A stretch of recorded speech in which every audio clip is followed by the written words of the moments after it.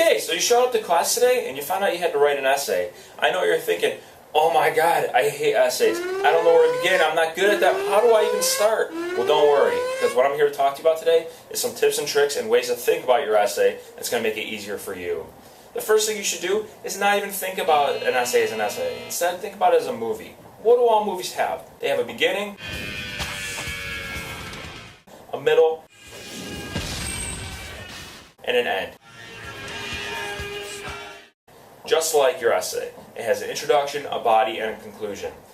Also, when you're writing your paper, don't worry so much about the editing until the end. Just like people who make movies, they go back at the end and they edit their scenes, make sure they all flow nice and tight, and make sure that those perfect transitions. So if you get stuck on and you can't find that perfect sentence or that perfect transition word, don't worry about it until the end. You can always go back and fix that. Today, we're going to focus on the introduction.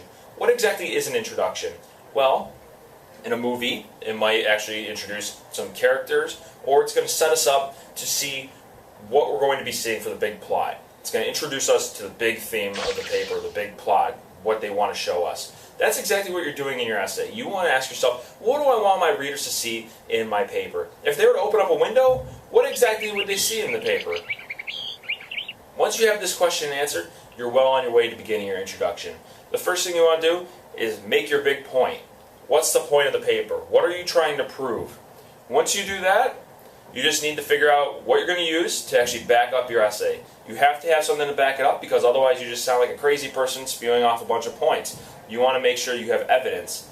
That's what it's all about. And we'll begin to talk about how you're going to use that evidence in the body paragraphs next time. But you want to introduce those in your introduction.